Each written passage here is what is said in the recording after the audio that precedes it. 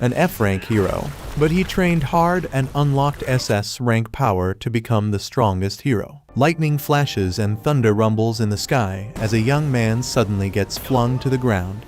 He rolls around on the dirt and tries to catch his breath. Above him, a group of people watches him. One congratulates him for improving in the last 2 years. Another tells him that the E-rank exam should be no problem to the young man anymore. In fact, another comments how the young man would probably destroy the testing venue now. These strong-looking individuals glow with power as they assess the man. Meanwhile, on the ground, the young man couldn't help but say that he's still nowhere near his 4 masters level. The scene changes, and it's now a bright, sunny day in a thriving city. Strong-looking young people seem to be everywhere, and they are all headed towards a big building. Inside the building, a lady announces that the registration for the E-rank promotion exam is currently ongoing. The young man, Rick, approaches the desk to take his exam ticket, but the girl behind the counter recognizes him. The girl reminds him that she is Alyssa, and they used to work together 2 years ago. She was so surprised when Rick abruptly resigned from their jobs and suddenly proclaims that he'll become an adventurer. Rick looks embarrassed as he admits that starting out as an adventurer when they're already in their 30s seems dumb, especially when most adventurers started out on F ranks in their teens and became E rank 2 years later. Alyssa asks him what he's been doing for the past 2 years, so Rick just explains that he's been extensively training with his masters. Their conversation is interrupted when a drunk man arrives at the counter and starts harassing Alyssa. The drunk keeps asking Alyssa to go have fun with him. When Alyssa tries to reject the drunk grabs Alyssa's hand and tries to force her. However, Rick intervenes and grabs the drunk. Alyssa apologizes to Rick, but the drunk just passes out in Rick's arm. Bystanders start wondering what all the commotion is all about, so Rick explains that the drunk must have drunk too much. With that out of the way, Alyssa finally gives Rick his exam ticket. To his horror, Rick got the unlucky number 4242. He then heads out of the building where the dark elf Rionette and also one of Rick's master asks him how the registration went. Inside, the adventurers are amazed to see a handprint on the drunk's armor. It must be what caused the drunk to pass out. They also recognize the drunk as the former A-ranker, Domold, who is wanted for assault. Alyssa recalls how Rick had grabbed the drunk earlier and wonders if he was the one who knocked the drunk out. Meanwhile, Rick is going through the physical examination first. Doctors assess his height and weight. They were surprised and concerned when they learned that Rick is already 32 years old. After the physical exam, next is the magical exam. Examinees would have to put their hand on a crystal ball. The crystal ball would measure their mana and would shine depending on how much mana they have. The examinees start and some get D+ or D. They are amazed when one girl gets C+, a high aptitude for an F-rank adventurer. When it was Rick's turn, he touched the ball and a small light appeared. Unfortunately, the light soon disappears, making the doctor grade him F. The other examinees start gossiping and making fun of Rick, but Rick just ignores them and leaves. The doctor was about to call the next examinee when the crystal ball Rick just used suddenly breaks. The next part of the test is a measurement of offensive ability. Examinees are tasked to hit a glowing green column with their attack. Rick recognizes the column as a slime bag. This makes his mind recall when he was trained in using one. His master used to tell him that the basis of one's strength is their flesh. If he can destroy a golden slime bag with his own fist, then Rick can finally trust that his body is strong enough. Rick tries to protest, since golden slimes are as hard as a dragon's fang. However, his master just boasts that he can destroy 200 at once, and then softly tapping the slime bag, which explodes in all directions. From that moment forward, Rick practiced on the golden slime bag by punching it 50,000 times a day. Back in the present, examinees hit the bag while the proctor records their results. When a young blonde 11-year-old boy was called, he confidently and cockily stepped forward. He is the rumored second son of the Diamuit family, and rumors say his magic is already at C rank level. In summary, he is a true prodigy. To the amazement of everyone, the boy starts chanting a spell and creates fire with his bare hands.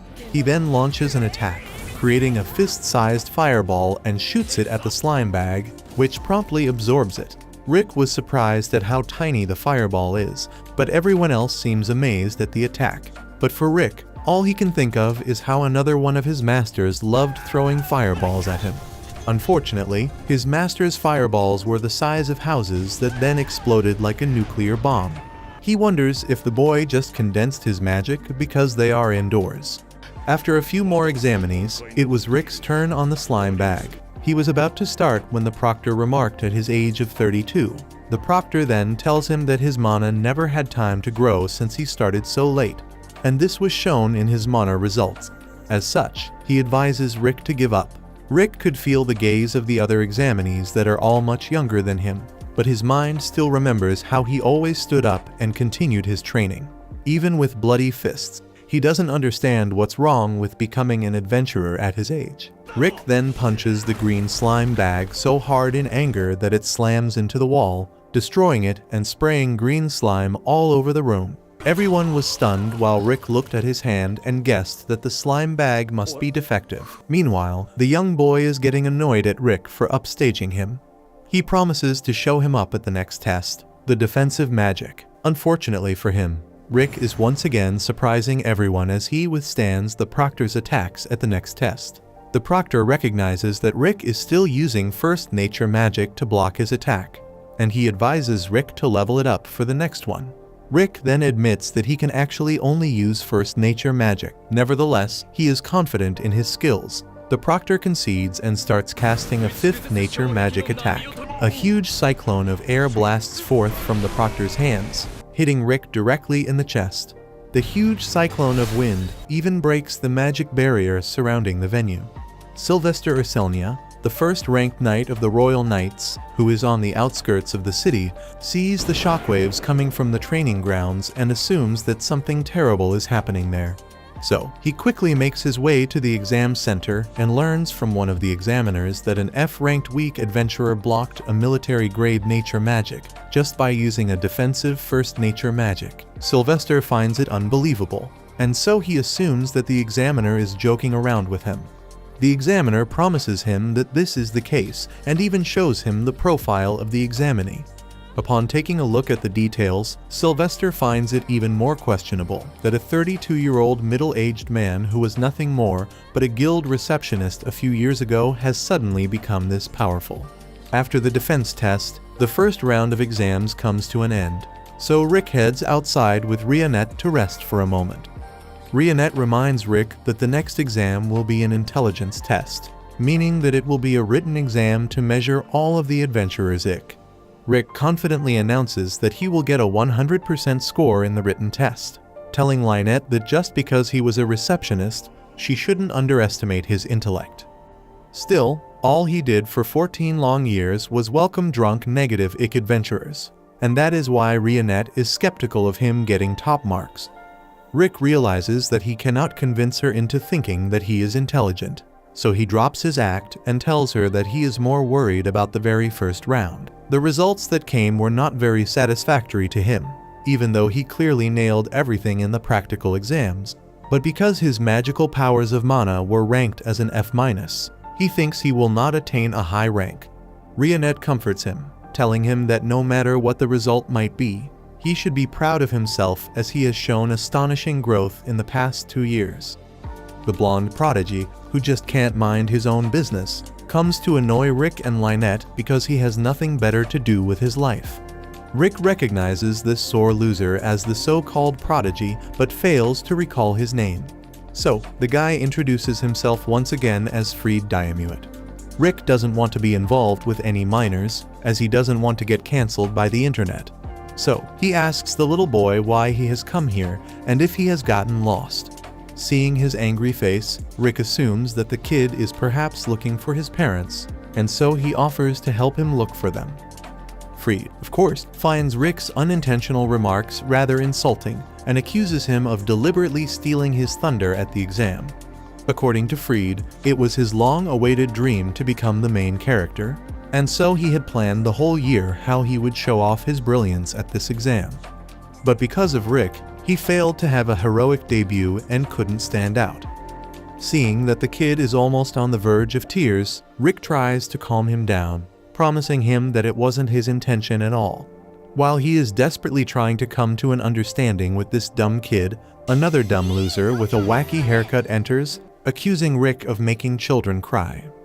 This twin ponytail Angelica is apparently the elder sister of Freed, and hence she is here to protect her little brother from this scary middle-aged uncle. Freed tells Angelica that Rick was bullying him and even adds that this uncle is in his 40s. Believing in her little brother's words, Angelica decides to teach this guy a lesson and challenges him to a duel. She is most certainly full of herself, and so she deserves to be humbled. Rick is forced to accept the challenge, even though he doesn't want to get involved in any unnecessary fights, and is taken to the training grounds. There, Angelica officially introduces herself as a second-class knight of the Royal Knights, indicating that she is pretty damn strong. According to Angelica, duels in this kingdom allow the winner to set a term for their victory, and so, as for her terms, she demands that Rick become her servant for the rest of his life. She proudly tells him that once she defeats him in the duel, she will discipline him in every possible way to make sure that he never goes to bully children. Rick ignores the blonde with no brains for now and asks Rionette if she knows what rank Angelica is in. Since Angelica is a second-class knight, Angelica assumes that she is a B-ranked adventurer. This means that she has the capability to defeat a high-level monster on her own without a party. Rick underestimates his own abilities very badly and starts to think that he will never be able to beat Angelica because he is just an F-rank adventurer. He isn't even sure if he will make it out alive in this duel. As he begins to panic, Rionette once again comforts him, telling him to stay calm and use the training that he has been through these last 2 years. Rionette only makes it worse for Rick because, once he remembers the gruesome training he had gone through, he becomes terrified to the point that he pukes. Still, Rionette continues and tells him to be confident as he is now a member of the strongest adventure party on the continent, the Orichalcum Fist. Thanks to Rionette's words, Rick regains his composure and gets ready for his duel with Angelica. Angelica, who had been tolerating Rick's tantrums all this time, couldn't wait any longer. So she brought out her sword and enhanced her own body and weapon by using magic on them. She dashes at him at quick speed and takes him by surprise, not because she is extremely fast, but because she is pathetically slow. From his perspective, he sees Angelica running at a much slower pace than his own normal running speed, and that makes him realize that maybe B-ranked adventurers aren't that impressive. He avoids the second attack of Angelica, which Angelica thinks happened by fluke because there's no chance an F-ranked adventurer would be able to evade her light speed attack. She goes for the third attack and once again disappoints Rick, who begins to think that Angelica might have made it to the B rank through nepotism or something. Lol. He does not for once consider the idea that he himself might be strong. She keeps coming at him with her snail-like strikes, so Rick finally decides to intercept her. He goes for her head, but misses by an inch and makes a huge crater on the ground, making Angelica realize that Rick is actually overpowered. So, she immediately surrenders, letting him win the duel. She begins to take her leave with Freed, but Rick stops her, as she was supposed to get a punishment for losing their duel. He goes with the terms that Angelica said before their duel, which were that the loser would become the winner's servant for life. However, Angelica justifiably doesn't keep her word and makes a run for it with her brother. Anyway, now that the duel is over, Rick wonders what the results of the first round of the exams will be. Rionette informs Rick that Master Bronson and the others will be coming to the guild soon. Hearing this news, Rick becomes startled again, as he doesn't want to face these scary, overpowered entities. That's it for this video, guys. If you liked the first part of this new anime, make sure to give us a like and subscribe for more fun anime content. Thanks for watching. Bye bye. Osamu Dazai is a dumb, ugly loser who wants to unalive himself along with his girlfriend Shizuko Sa-chan. On June 13, 1948, in a heavy downpour, this ugly loser goes in front of a raging river with his girlfriend. He caresses his own hair and comments on how the river's water is rushing with great force because of the heavy rain. He compares the rapid currents of the river with those of a man-eating entity, indicating that he intends to jump into this very man-eating river with his girlfriend to do the unalivement. Bro's poetic, and perhaps that is why this girl is so into him. She tells him that it is time for them to depart from this world and ties both of their hands with a red rope in order to make sure that they don't get taken away from each other by the current of the river. They become ready to depart together so that they can be together eternally in the afterlife. But unfortunately, their dramatic plan is ruined because at that very moment, the legendary Truck-kun appears out of nowhere and takes both the ugly loser and his dumb girlfriend by surprise. I mean, this is exactly what they wanted. Anyway, being hit by the Truck-kun, the two lovers depart this world and all of its attachments. However, instead of being sent to the afterlife, the loser, Dazai, finds himself lying down inside an odd-looking empty church, seeing that no one is present there. Dazai thinks that he has reached the world of the afterlife. He sees that there are many holy statues around this church, and upon taking a closer look at the ceiling above him, he sees that there is a religious painting or fresco as well, which makes him certain that he has indeed come to the Catholic version of the afterlife. However, a noble, godly lady with a staff in her hand tells him that his assumptions are wrong. She walks up to him, informing him that this place isn't the afterworld. He is left confused, justifiably, because where else is he supposed to be at? Before explaining anything to him, the noble lady first welcomes him to this place. She refers to him as the adventurer, which confuses him even more. He asks about her identity, so she introduces herself, claiming to be Annette, a mentor whose job it is to guide those who come here. To explain what this place is, she asks him to take a look outside of the church first. As Dazai looks out of the window, he discovers a vast world filled with mystic creatures like dragons, cyclops, and even the legendary phoenixes. Annette states that the place they are currently in is a completely different world than the one Dazai came from. Apparently, Dazai was chosen by the gods to be transported here to this land called Zauberberg, which is shrouded in darkness, while Dazai is still in awe of this fantastic view. Annette explains exactly why he was chosen to be brought here. It is for the same cliché reason that all the other isekai anime follow. The world needs a hero who will bring light and end the darkness. Dazai finds it rather amusing that he was basically flung into this bizarre world against his wishes and laughs at his own fate because of it. He finds it ironic that he is alive again right after unliving himself with his lover. Annette doesn't realize that she just triggered Bro's inner depression, so she goes on with his duties in this world and proceeds to assign him to his first mission as the new hero of this world. But before she can even finish her sentence, Dazai quickly sneaks out a jar of sleeping pills from his pockets and proceeds to gulp all of them down on his throat in an attempt to unalive himself again. However, it fails, as Annette quickly uses her healing magic on him and detoxifies the effects of the sleeping pills that have entered his body. Dazai finds it bothersome that he is being kept alive against his wishes and expresses how displeased he is by Annette's behavior. He lays down on his feet and demands that Annette cease to exist at once. Annette doesn't understand why the new hero, who has been given another chance to live, is acting like a sore loser. She reminds him of his mission as this world's hero, but he simply doesn't care and tells her that the only mission he has on his mind is to unalive himself. He begins to consume the leftover pills that are scattered on the ground, which weirds out Annette. She tells him that he should be grateful because he was chosen to be here. Dazai demands more clarification, asking Annette exactly who chose him to come here. According to Annette, the Truck-kun that hit him and his girlfriend earlier, called the Isekai Jackpot Truck, is responsible for choosing him. Apparently, the truck belongs to an isekai transport service that is always on duty to find humans who have miserable lives and gives a chosen few the chance to start a new life in another world by transporting them. Basically, the truck service makes miserable humans happy again. Hence, they are called the Jackpot Trucks.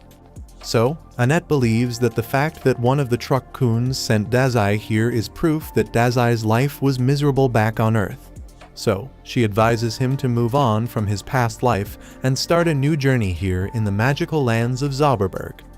Still, rather than being grateful, Dazai blames the Truck-kun for taking away the perfect opportunity of him leaving the world with his lover, which he claims would have been the peak happiness. Annette realizes that this loser is a complete psycho.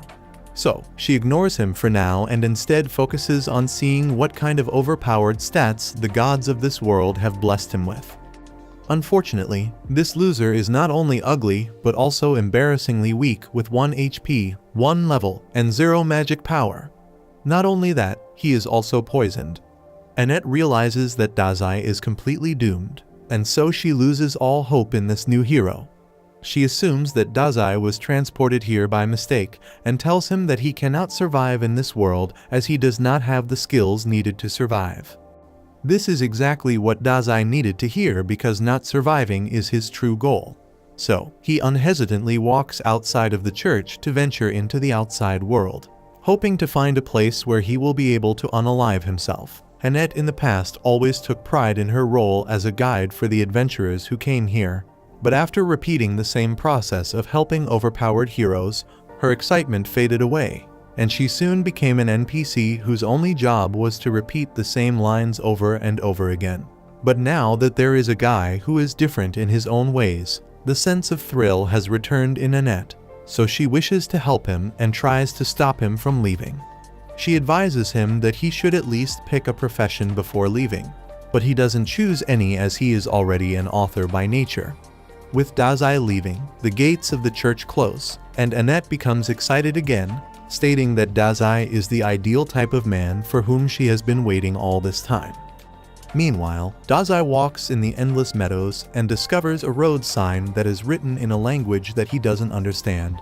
But out of nowhere, a voice inside his head translates the words for him and also adds 5 experience points to his overall stats. This allows him to reach level 2, but Dazai doesn't care and is only annoyed by the mysterious voice inside his head. At that moment, the screams of a catgirl get his attention. She is about to be devoured by a tree monster. The catgirl assumes that Dazai is an adventurer and begs for his help, telling him to save her from being defiled by the vengeances of the pervy tree. The creepy loser smiles instead of trying to help the cat ears and eagerly waits to witness the beauty of a dying beast woman. He wishes to take part in it as well, so he deliberately allows himself to be captured by the monster. Seeing that he is suffering from pain with a smile on his face, the catgirl immediately realizes that this ugly loser is completely useless. According to her, this monster has an ability called suction, which allows it to absorb the life force out of its prey. Dazai is happy to learn that he will shortly be sent to the afterlife and tells the catgirl that, like him, she should also enjoy her own final moments. Just as it is about to seem that Dazai is gone for good, the monster tree is the one being reduced to nothing instead, causing the girl to become confused. The voices in Dazai's head explain what happens, informing him that the poison he has in his body was absorbed by the monster tree, which caused its death. For defeating the tree, Dazai gets more experience points and reaches Adventurer rank 3. The catgirl also hears the loud voice that is speaking to Dazai and realizes that this adventurer is not as useless as he looks to be. Dazai goes back to being depressed, stating that no matter how badly he tries, he always ends up surviving. He tells the catgirl that he has made a total of 5 attempts until now, but he has never succeeded. The catgirl is left speechless because she has never seen such a gloomy person before. To repay him for saving her life, she invites him to come over to her place, hoping that them hanging out will lighten his mood. Just as Dazai grabs the catgirl's hands to get up from the ground, he remembers his time with his lover and finally finds the only reason to continue living in this magical world, his new goal. Find his dear Sa-chan and take her down with him. First, he goes back to the church where Annette is, hoping that she might have information about his girlfriend's location. Annette is in the middle of praying to her god and is begging him to watch over this poor soul who has descended on this world. Dazai also joins in with her prayers and adds his prayers, telling God to grant him the chance to reunite with his lost lover. Annette is overjoyed to see that Dazai is back, assuming that he is here to take guidance from her. The catgirl has also followed Dazai here and begins questioning why they are stopping here at this empty church. Annette, who is already jealous of the catgirl, tries to ignore it. But when Dazai mentions that he is only here because he wants to know of a woman named Sa-chan's whereabouts, she is left completely heartbroken. Sadly, Annette has no clue about this so-called Sa-chan, so Dazai heads out of the church. He doesn't lose hope and bets that his dear lover is surely out there somewhere. The Catgirl grabs Dazai's hand, telling him to visit Castle Town. Annette comes there out of nowhere and hits Catgirl's hand with her staff, telling him to refrain herself from committing such immodest acts. The Catgirl doesn't understand why this church lady has come out of the church and immediately realizes that Annette is actually crushing on Dazai. Annette denies these baseless allegations and claims that she is only tagging along with Dazai on his new journey because she simply wishes to guide and protect him from danger. Speaking of danger, while the two new rivals at love are arguing with each other, Dazai finds himself in a coffin and decides to take a nap inside. Annette knows that Dazai can't be helped, so she starts dragging his coffin, allowing him to have a peaceful nap while also making progress on their way to the next town, the Rot Castle. In a darkly lit room, a young woman enters carrying a bright lantern. She approaches a bookshelf and pulls out one book, setting the book down on a nearby table. The girl smiles as she begins reading.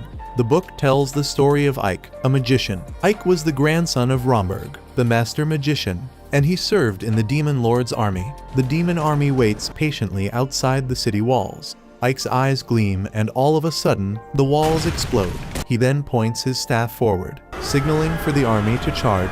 Orcs rush in through the hole and batters it with their hammers. Up above, gargoyles fly over the walls. Behind them, Ike is watching the carnage from the side of a hill. His subordinate informs him that they might be able to break through the castle gates soon, since he equipped the orcs with battering rams, just as Ike had ordered.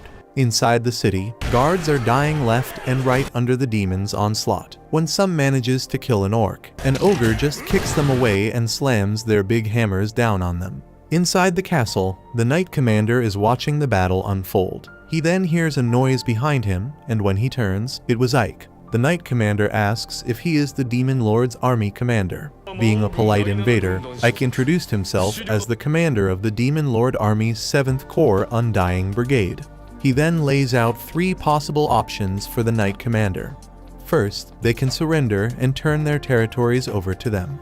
Second, they can die by their own swords, like a man of honor. Or third, they can flee the scene while Ike looks the other way and just watch the scenery outside the window. The Knight Commander was surprised that this demon is showing mercy upon them.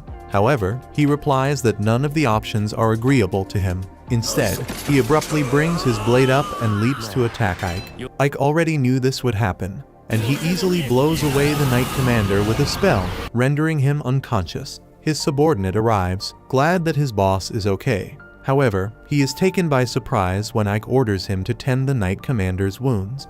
He also extended this order for any soldiers that surrendered during the battle. Meanwhile, another magician is watching Ike from her scrying ball. She was surprised that it only took a single brigade to capture the city of Arsenam, and it only took 1 week, too. This must mean that Ike truly had the potential she's looking for. Back in Arsenam, Ike lifts his staff and casts barrier magic upon the room. He looks out the window and sees the destroyed city outside. The battle is finally over, and they have won. Truthfully, Ike felt guilty about hurting so many people. That was why he ordered the army earlier to help any humans who surrendered. He can truly never get used to the blood and gore of war like other demons because of one reason. He is actually a human, not a demon. His teacher, Romberg, was a great mage that knew all about the advanced civilization that once populated their world. However, the demon mage Romberg took him in and raised him on a whim, even though he was human. He then taught him all of his knowledge and magic. And in his last moments, Romberg warned Ike to never speak of the lost civilization, as it would someday bring disaster. But that wasn't the only thing that Romberg told him. He also warned him never to remove his robe and mask. Unlike Romberg, if the Demon Lord learned of Ike's real identity, he would never forgive them. That is why, back in the present, Ike casts the magic barrier that would prevent anyone from entering without his permission. This is the only time he can walk around without his mask. Unfortunately for him, he just saw that someone is actually hiding under the desk. It was a cute girl dressed in maid uniform. The maid cowers in fear while Ike stumbles back, asking her how long she's been there. The girl prostrates herself and begs not to be killed. She promises that she didn't see anything. In her panic, she accidentally bonks herself on the desk and falls unconscious. Ike had no idea what to do. He had kept his secret for 20 years, and a maid had just managed to find out his secret. Thankfully, his subordinate arrives with some concerns. A few minutes later, Ike is walking through the ravaged city while his subordinate inquires whether they are letting too many humans live. Other leaders are suggesting they should just slaughter the people and burn the city.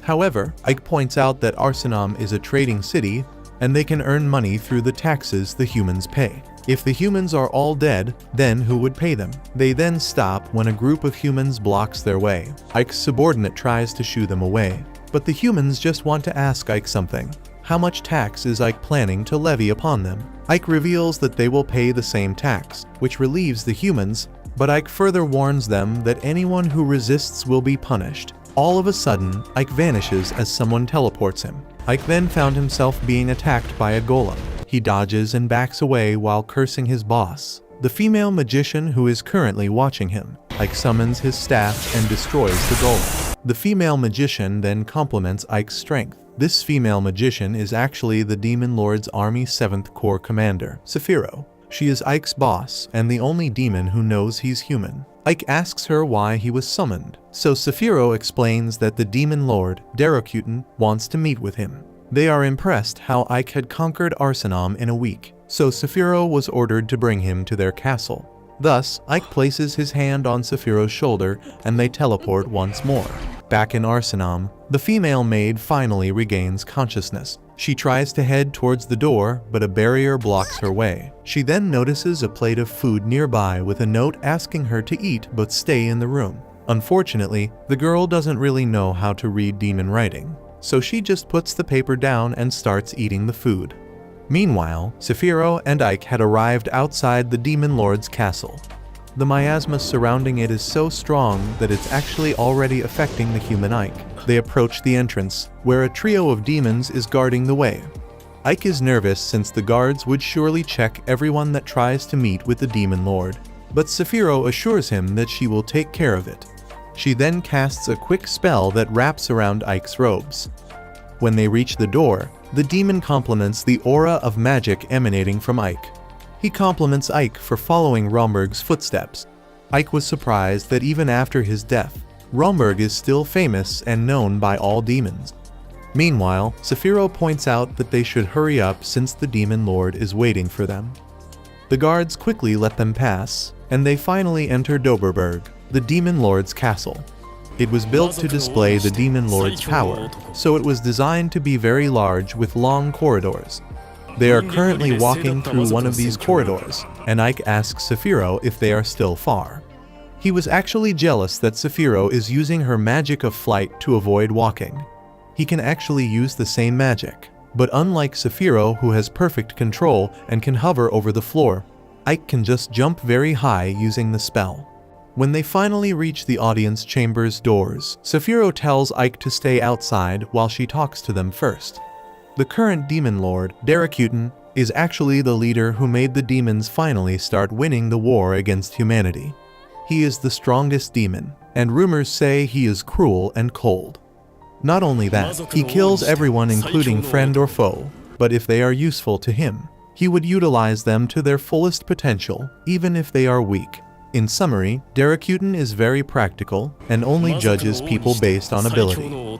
This trait of him allowed him to make the other demons who are usually infighting amongst themselves to change. And now, Saphiro had just called on him to enter. Saphiro and Ike kneel and bow before the Demon Lord's throne.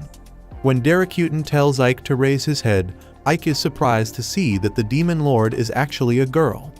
Darukuten commends Ike for his successful invasion of Arsenam, but Ike insists that he's just following Saphiro's orders. Darukuten smiles at his humility and remarks that this trait is very human-like. Ike was about to panic, but Saphiro speaks up and explains that Ike is Romberg's grandson. Darukuten then next points out how Ike spared the human leader, or prevented his soldiers from going on a killing spree. In fact, he conquered Arsenam with almost no loss of life. Her words are making Ike wonder if he should have just listened to his subordinate, Jyrn, and acted like a demon leader. However, he cannot deny his own humanity, so he has to do something. Ike speaks up and explains to Darukuten that humans will never obey terror. They might fear it, but looking at the past, a city's productivity where their leader was executed by the demon commander always plummets. It is better for their army to spare the humans. This is also Romurg's opinion. Even though they have only just exchanged a few words, Ike can somehow sense that the demon lord Daracuten must know about the ancient civilization, just like Romurg. This knowledge of hers must be the reason how she had revolutionized the demon lord's army. Daracuten stands from her throne and teleports to in front of Ike. She stares at him and comments how he really does seem different from other demons. But next time, she would want to see his real face behind the mask. She then walks out of the room, letting Ike finally relax as he drops to the ground in relief. Saphiro smiles as she asks whether he was very nervous, so Ike admits that he's actually a wimp behind his scary mask. But more importantly, the demon lord had recognized earlier that Ike is actually wearing a mask. However, Saphiro argues that he should be more thankful that she didn't realize that he's actually a human. Anyway, Daracuten had also given him a reward. But for Saphiro, the reward seems more like a punishment instead. A few hours later, Ike teleports back to Arsenam. He notices that the food he left behind is all gone and spots the girl happily sleeping on a chair. When he kicks the chair, the girl immediately wakes up and starts apologizing to Ike. She promises to do anything as long as Ike doesn't kill her. Ike couldn't handle his tears and ordered her to calm down. When he asks for her name, the girl replies that she's called 13. This confuses Ike, so 13 explains that slaves are just called by their number. Her real name is Sadie. Ike explains to Sadie that he can't let her go anymore since she knows that he's human. Sadie promises to say nothing and hugs Ike, so Ike finally relents. He will trust Sadie to keep his secret and spare her life, but in exchange, she will live as his maid from now on. Sadie happily accepts and goes back to hugging the annoyed Ike. The next day, Ike's subordinate, Jyrn, congratulates Ike for becoming the ruler of Avelias. This was the reward/punishment that the demon lord had given him. Avelias is a small town south of Arsenal and will be on the front lines of the coming battles. His mission would be to protect it and double its tax revenue. Back in the present, Ike explains to his brigade that their new location would be the front lines against humanity. Thus, they have to repair it. When Saphiro attacked this area, she destroyed everything useful with her destructive magic. First, they have to repair the walls. Jyrn estimates that it will take 6 months to fully repair the wall. Ike found this unacceptable because the enemy might attack any minute now. Thus, despite his subordinates' protests, he announces that they will finish the wall in 1 month. To achieve this, Ike ordered the demons to help the humans in building the wall. Ogres lift the heavy materials, orcs and humans stack stones, while the tireless undead cleans the place. Jyrn had never seen such a thing. Humans and demons are now working together. Ike had split their workforce into shifts, so everyone can work 24 hours a day. He's even paying the workers to increase their morale. Ike is truly a genius and the Demon Lord army's most brilliant leader. When orcs had difficulty clearing away big debris, Ike even used his own magic to disintegrate it. Jyrn's fanaticism with Ike continues increasing, and he promises to follow Ike because in the future, he will surely become the next Demon Lord.